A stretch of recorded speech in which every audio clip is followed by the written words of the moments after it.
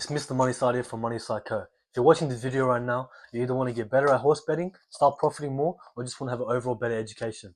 No matter what it is, hope you guys enjoy the video. Let's get straight into it.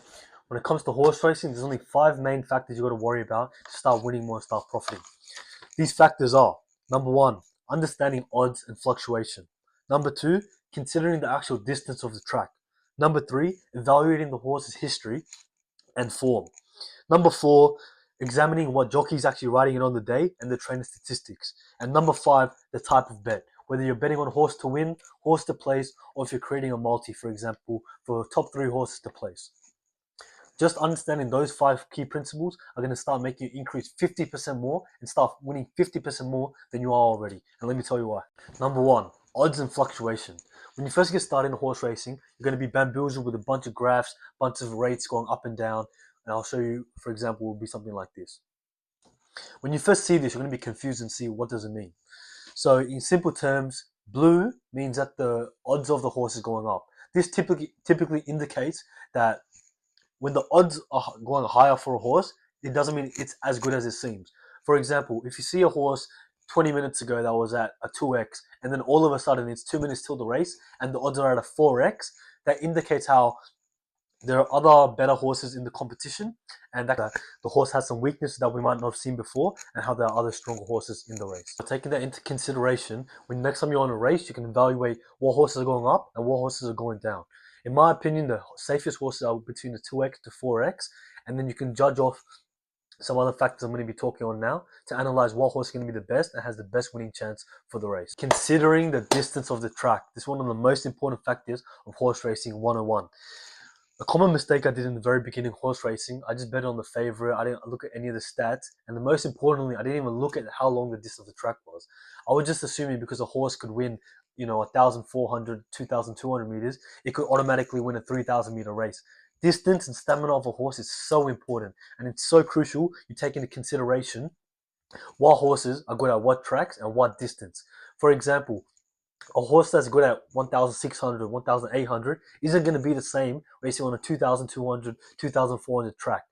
Tip number 3, not taking into consideration the horse's history and the last time it ran.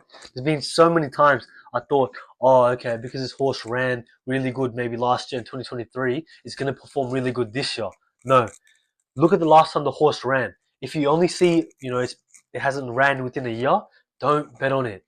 Look at the other horses that have more recent results compared to those other horses that haven't run in the year.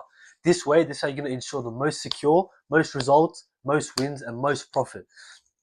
So there will be scenarios where you'll see a really good horse and be questioning whether or not you should bet on the most recent or most common one. Always go for the most recent, most consistent horse, as you just don't know what happened within that spell or that season when that horse was out. So that's the best you can do in that situation. Tip number 4, this is one of the most important tips in horse racing. 90% of people can't even name any jockeys. Finding out what jockey is riding the horse is one of the most important factors of horse racing. From the top of my head right now, I can name so many jockeys. Zach Purden, Blake Wilson, Zach Lloyd, Damian Lane. Once you start finding winning horses, you'll start to realize it's not just the horse, it's also the jockey. It's the position that they put themselves, getting the rails, finding the edges, finding the gaps. It's so important to find out what jockey is riding your horse. And to find out what the best jockeys are or who to look for, that's on Google. You can do your own research on that. But that's tip number 4. Finding out which jockey is riding the horse, as it's not just about how fast you are, it's about how smart the jockey is as well. Finding those gaps, as I said, positioning the horse and giving it the ability to perform at its best level. So that's really important, the jockey. Last but not least, the type of horse betting you're betting on. Keep it simple. Don't worry about quinillas, don't worry about trifectas. Bet on one horse. Just bet on one good horse to find the winner. There's so many people out here trying to bet on trifectas, quinillas, all these different types. Keep it simple. That's the best tip. The most important. Keep things simple. Don't overthink it. Don't try find, oh, this horse is good. It's gonna be. Find a good horse that can win, and just like that, you'll start to see so much more results.